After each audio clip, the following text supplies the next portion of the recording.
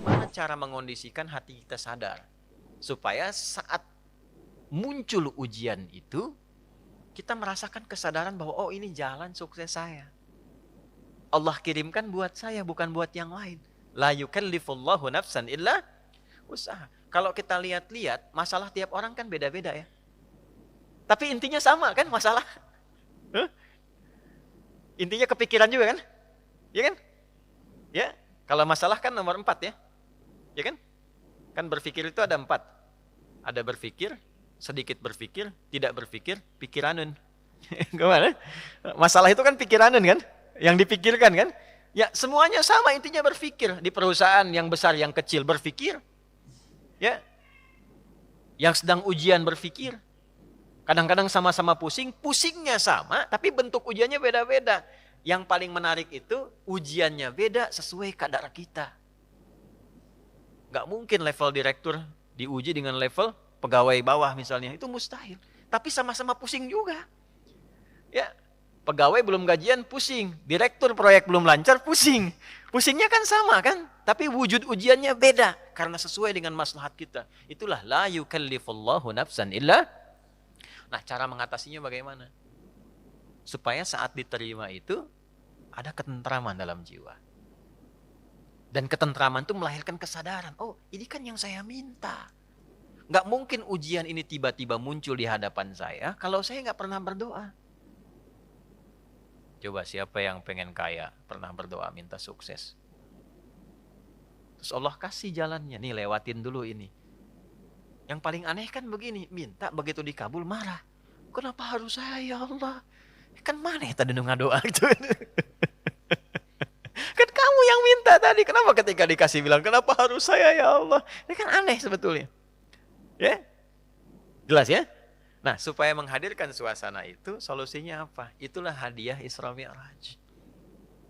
Makanya perjalanan Nabi sebelum Isra Mi'raj itu melalui persoalan-persoalan dulu.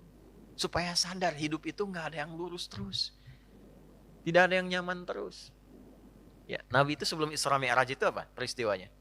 Diganggu di Mekah. Lalu berharap di Taif itu ada pelindung. Karena Taif itu, maaf, secara landscape itu apa ya? Gambaran kotanya itu lebih maju, ekonominya lebih maju, supaya diharapkan orangnya lebih berpendidikan. Jadi begitu datang ke situ disambutnya baik. Ternyata alih-alih baik, nyampe ke Taif, kalau di Mekah dilempar dengan kata-kata, dituduh, dicaci, dimaki. Ke Taif dilempar dengan batu.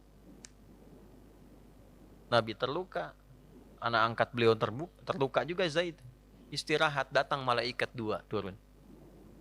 Ya Muhammad ya Rasulullah, kama qala, ya Rasulullah, mud yadaika ila sama, angkat tanganmu minta kepada Allah.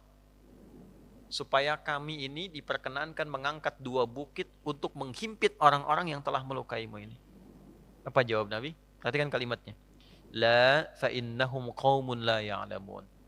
Mohon jangan lakukan, karena mereka melakukan itu kepadaku karena belum tahu saja tentang aku.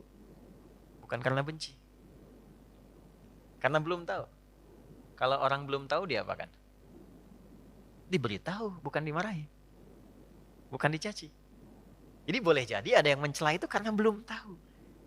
Nah, kalau kita tidak merasa harus dicela, ya, dan tidak merasa celaan itu ada pada diri kita, kenapa mesti marah? Jelas ya? Maka apa yang terjadi? Perhatikan doanya.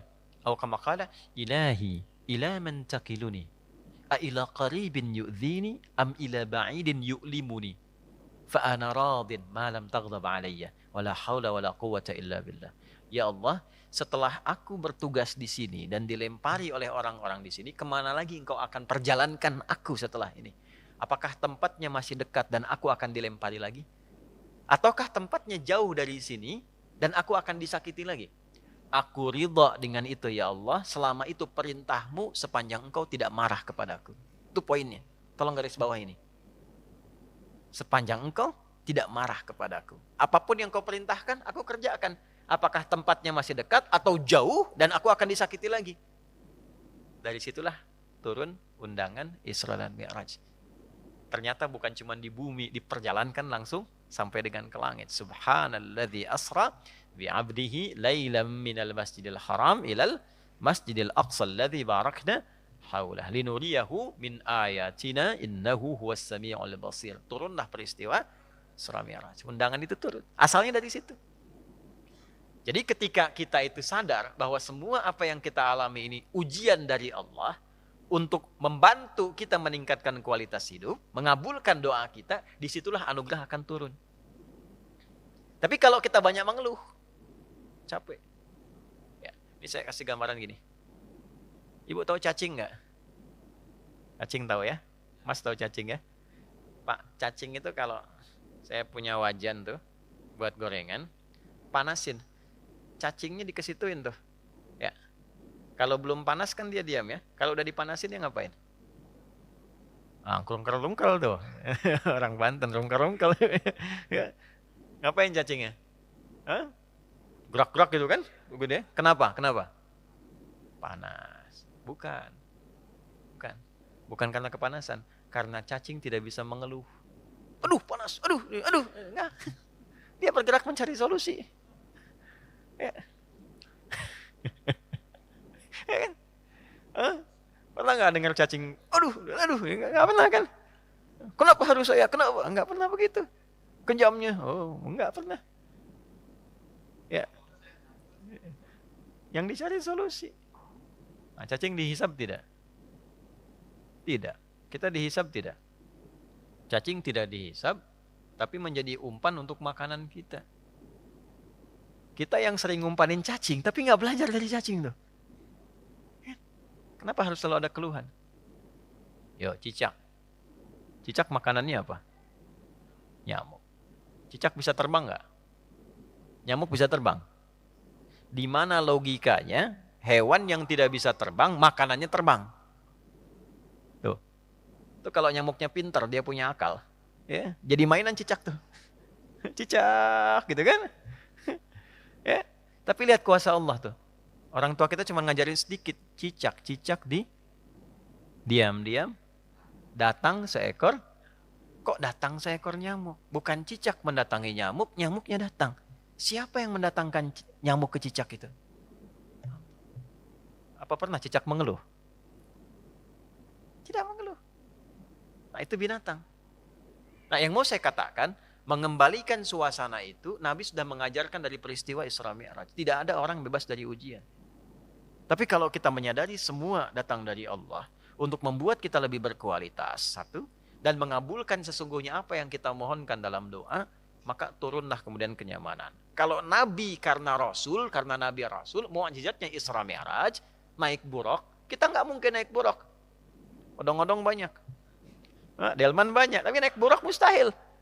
Ya, karena peristiwanya tidak mungkin berulang, maka hadiahnya diabadikan, itulah sholat. Itulah sebabnya panggilan sholat itu bersanding dengan hajat. Karena itu sholat disebut dengan hajat. Kebutuhan. Wasta'inu bisabri was sholat. Kalau punya masalah, terima dulu dengan sabar. Dan lakukan sholat. Nah, jadi asalnya sholat itu diperintahkan oleh Allah lewat Rasulullah untuk menyelesaikan semua masalah kehidupan kita. Makanya dulu orang-orang yang punya hajat, punya masalah, itu melakukan sholat. Nabi Zakaria punya masalah. Diuji dengan keturunan. Rambutnya sudah memutih, fisiknya sudah letih. Maaf, istrinya divonis monopos dan mandul. Secara medis gak mungkin punya keturunan. Maka apa yang diperintahkan oleh Allah? Diilhamkan sholat. Di Quran surah 3, ayat 38 sampai 39. Ya. Hunalika da'a Zakaria rabbah qala rabbi habli min ladunka dzurriyyatan thayyibah innaka sami'ud du'a fanadathul malaikatu wa huwa qa'imun yusalli fil mihrab annallaha yubashshiruka bi Yahya. Setelah manusia mengatakan enggak mungkin kau punya keturunan, beliau salat. Dalam salatnya beliau memohon, ya Allah, semua memvonis aku tidak akan mungkin punya keturunan, maka aku menyebut namamu yang memberi tanpa punya batasan. Hab namanya. Dari Wahab. Ya Allah, saya minta darimu saja. Karena orang lain mengatakan enggak mungkin. Saya minta darimu yang tidak punya batasan. Engkau pasti mendengar doa saya. Kalau yang pada maha mendengar juga tidak terkabulkan, kepada siapa lagi saya mesti meminta? Maka langsung turun jawaban. Padahal beliau itu masih berdiri dalam sholatnya. Belum selesai sholatnya.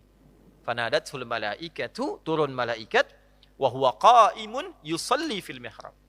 Sedangkan beliau masih berdiri dalam sholatnya. Turunlah berita disampaikan akan punya anak namanya langsung dari Allah, Yahya. Nabi Musa sholat. Musa itu sholat. Quran surah 20, Thaha ayat 14. Innani anallahu la ilaha illa ana fa'budni wa aqimis salata li dzikri. Nabi Isa sholat.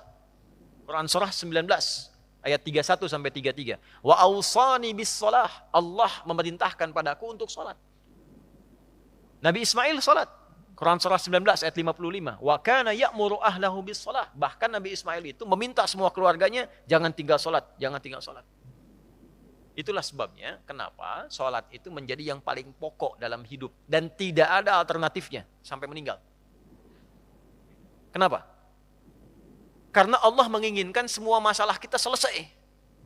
Tuntas. Saat sholat kita minta, rukuk, sujud, selesai masalahnya. Zakat itu wajib kalau ada kewajibannya berlaku. Sampai nisabnya, keluar zakatnya. Tapi kalau belum sampai batasnya, nggak ada kewajiban zakat. Puasa itu wajibnya kapan? Ramadan. Kalau tidak Ramadan, tidak wajib, kecuali nazar. Ya.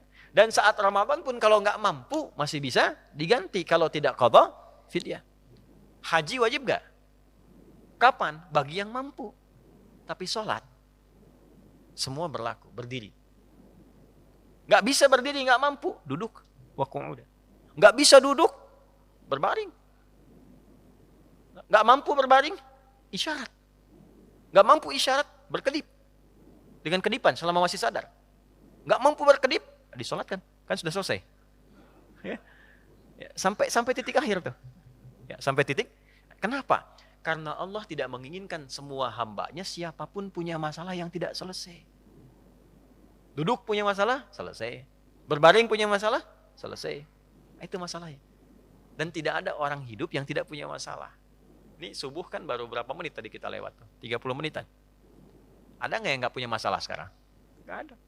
Nanti subuh ke zuhur pasti punya masalah lagi. Kalau sholatnya benar, selesai. Itulah asalnya.